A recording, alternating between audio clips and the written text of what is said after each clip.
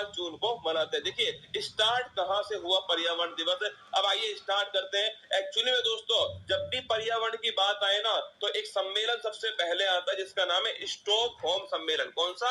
Stockholm सम्मेलन। और ध्यान रखिएगा ये सम्मेलन दोस्तों कब हुआ था?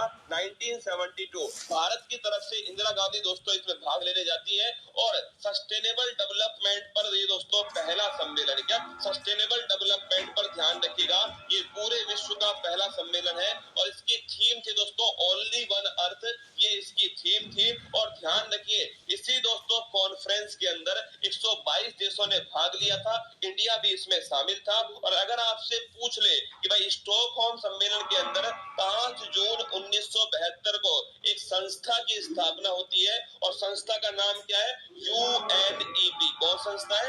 यूएनईपी संस्था है, संयुक्त राष्ट्र पर्यावरण कार्यक्रम। क्या संयुक्त राष्ट्र पर्यावरण कार्यक्रम संस्था का नाम है। और दोस्तों इसका मुख्यालय कहाँ स्थित है? Nairobi Kenya. देखिए स्टॉकहोम सम्मेलन 1972, अगर पूछे आपसे सस्टेनेबल डेवलपमेंट पर पहला सम्मेलन है, ओनली वन अर्थ दोस्तों इसकी थीम है। 5 जून 1972 को यूएनईपी की स्थापना होती है, नैरोबी केन्या में दोस्तों इसका मुख्यालय स्थित है। और अगर पूछे आपसे इसी कारण 5 जून को लिखिएगा, 5 जून को इसी कारण दोस्तों पर्यावरण दिवस सेलिब्रेट होता है। लेकिन अगर सवाल पूछ ले कि भाई पहला पर्यावरण दिवस कब सेलिब्रेट हुआ तो लिखिएगा पहला पर्यावरण दिवस 5 जून 1974 को सेलिब्रेट होता है। और कौन इसका होस्ट था तो लिखिएगा इसका मेजबान दोस्तों था आपके अमेरिका। कौन? अमेरिका इसका मेजबान था, ध्यान रखिए। और पहला पर्यावरण दिवस 5 जून 1972 को दोस्तों 5 जून 1974 को पहला पर्यावरण दिवस जो है सेलिब्रेट होता है।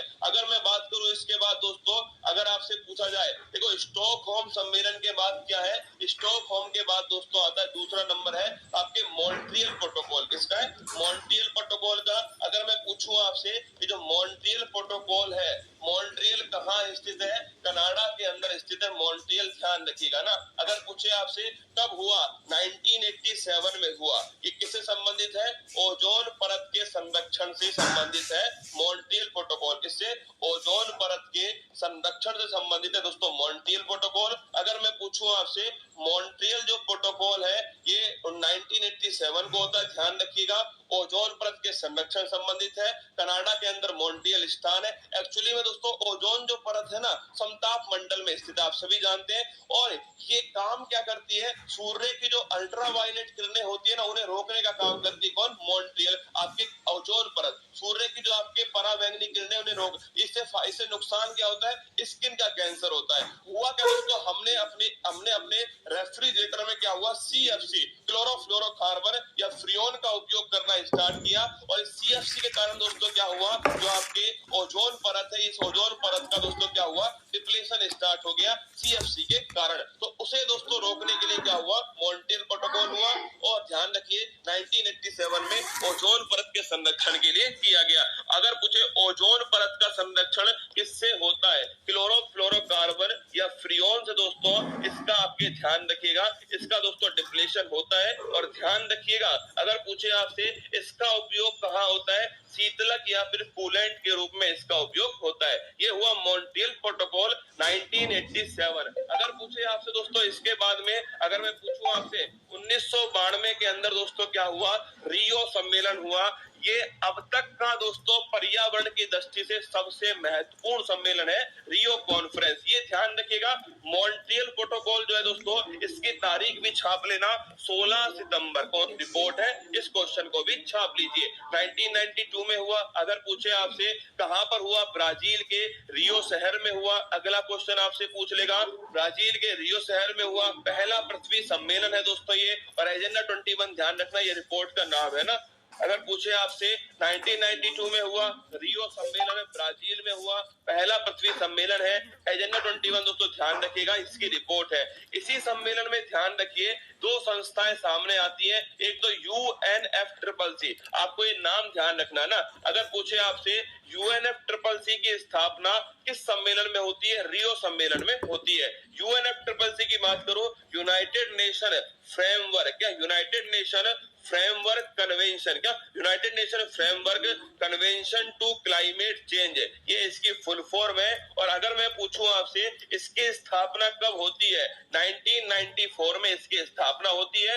और दोस्तों इसके द्वारा जितने भी दोस्तों इसके मेंबर थे ना, उन्होंने मिलकर सोचा कि एक मीटिंग की जाए एक साल में, उसे कहते हैं COP, लिखना कॉन्फ्रेंस ऑफ पार्टीज। और तो COP जो है वो किसकी बैठक है, United Nation framework convention to climate change, UNFCCC की बैठक है। 1994 में स्थापना होती है। और अगर पूछे आपसे कि भाई पहला COP कहां हुआ था, पहला COP कहां हुआ, तो ध्यान रखिए 1995 में पहला COP दोस्तों ये हुआ बर्लिन में। कहां हुआ, बर्लिन में हुआ। और बर्लिन कहां स्थित है, जर्मनी के अंदर स्थित है बर्लिन, पहला COP। अगर पूछे आपसे कॉन्फ्रेंस ऑफ पार्टी, इसकी फुल फॉर्म लिख लेना, कॉन्फ्रेंस ऑफ पार्टी जो है ये इसकी फुल फॉर्म है। अगर मैं पूछूं आपसे दोस्तों ये जो COP नंबर 26 है ये कहां पर हुआ, तो ये लिखना ये हुआ दोस्तों ग्लासगो में। अभी हाल ही में संपन्न हुआ COP 26 है। और COP 27 भविष्य में कहां पर होगा, तो लिखिएगा मिस्र के अंदर दोस्तों, जिसे हम इंग्लिश में इजिप्ट कहते हैं, यहाँ पर होगा COP 27। तो COP फर्स्ट, COP 26 और COP 27 तीनों ध्यान रखना, ठीक है। अगर एक सवाल और पूछ सकता है, COP 21 है क्योंकि बड़ा फेमस है दोस्तों, COP 21 हुआ पेरिस में और एक समझौता होता है जिसका नाम है पेरिस समझौता, याद है आपको। COP 21 हुआ पेरिस में और एक समझौता हुआ जिसका नाम था पेरिस समझौता। ये आज तक दोस्तों पर्यावरण के क्षेत्र में सबसे महत्वपूर्ण समझौता है। किसका नाम क्या है, इसका नाम है दोस्तों पेरिस समझौता, COP 21। और इसी समझौते में इंटरनेशनल सोलर अलायंस की स्थापना होती है जिसका मुख्यालय भारत के गुरुग्राम के अंदर है। और एकमात्र अंतरराष्ट्रीय संगठन है जिसका मुख्यालय भारत में, इंटरनेशनल सोलर अलायंस। अगला क्वेश्चन देखिए, 1992 में क्या हो गया, रियो सम्मेलन हो गया, ध्यान रखिएगा। फिर दोस्तों 1997 में, कब, 1997 में नोट कीजिएगा, एक प्रोटोकॉल होता है जिसका नाम है क्योटो प्रोटोकॉल। कौन सा, क्योटो प्रोटोकॉल कब होता है, 1997 में होता है। और ये कहाँ स्थित है, ये ध्यान रखिए, ये जापान के अंदर स्थित है दोस्तों। और अगर पूछे आपसे इसका क्या उद्देश्य था, इसका उद्देश्य है ग्रीन हाउस गैस का उत्सर्जन कम करना, लिखिएगा इसका उद्देश्य क्या है, ग्रीन हाउस गैस जो है इसका उत्सर्जन कम करना, ये इसका उद्देश्य है। आप कहोगे गुरुजी एक बात बताओ, ये ग्रीन हाउस जो गैस है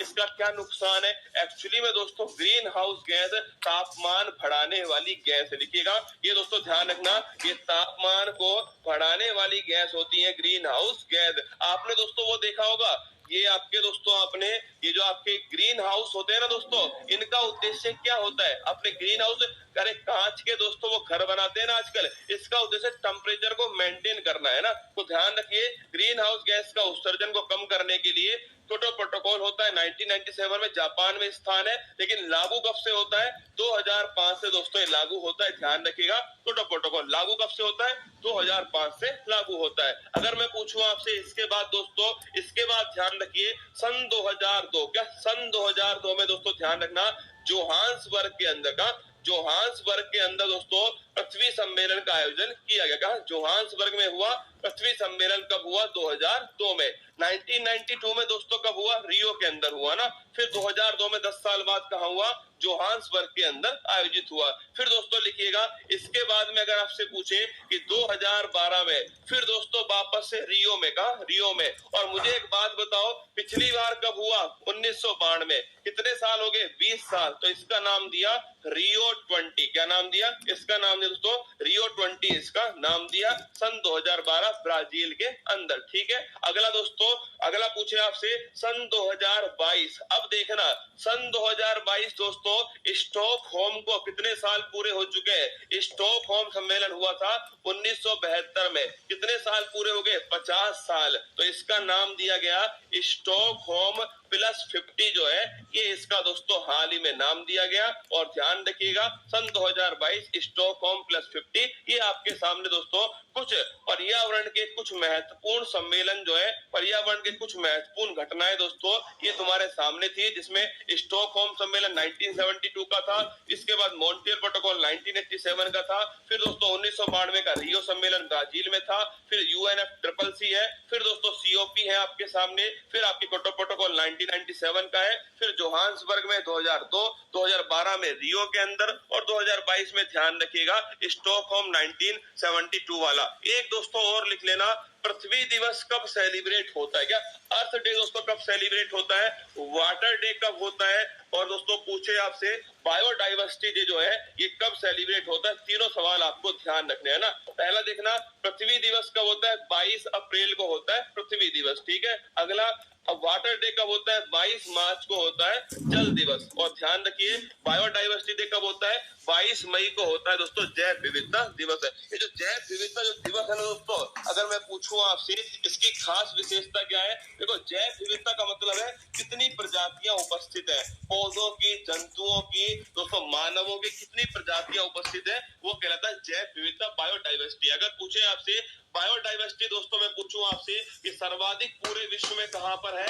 अमेजोन वर्षा वन के अंदर है सर्वाधिक दोस्तों बायोडाइवर्सिटी। अगर पूछे आपसे इंडिया में पूरे विश्व की कितनी मिलती है? 8% मिलती है। अगला क्वेश्चन, इसके संरक्षण के लिए कौन सा प्रोटोकॉल है? नगोया प्रोटोकॉल, ध्यान रखिएगा इसके संरक्षण के लिए दोस्तों नगोया प्रोटोकॉल बड़ा फेमस है, जापान में स्थान नगोया है, वहां पर बायोडाइवर्सिटी के संरक्षण के लिए नगोया प्रोटोकॉल हुआ। अगर मुझे बायोडाइवर्सिटी दशक कब है? 2011 से 2020 तक ये बायोडाइवर्सिटी के लिए दोस्तों जैव विविधता दशक है, 2011 से 2020। ये भी आपको बायोडाइवर्सिटी दोस्तों 22 मई ध्यान रखिएगा 2011 से 2020 तक है, ध्यान रखिए। नगोया प्रोटोकॉल ये भी आप ध्यान रखिएगा। अर्थ डे 22 अप्रैल, वाटर डे 22 मार्च, बायोडाइवर्सिटी डे 22 मई, तीनों ध्यान रखिएगा ना। अगर आपसे पूछ ले अगला क्वेश्चन दोस्तों कि भाई अगर पूछे आपदा प्रबंधन, क्या आपदा प्रबंधन, डिजास्टर मैनेजमेंट, क्या डिजास्टर मैनेजमेंट के लिए एक बड़ा दोस्तों फेमस आपके कन्वेंशन हुआ था, समझौता हुआ था, कौन इसको बताएगा? कमेंट बॉक्स में छाप कर बताइए। आपदा प्रबंधन, डिजास्टर मैनेजमेंट के लिए एक बड़ा फेमस समझौता हुआ था, जापान के किसी शहर में हुआ था, उस शहर का नाम क्या है? सेंडाई फ्रेमवर्क, करेक्ट आंसर, ठीक है, बिल्कुल एकदम।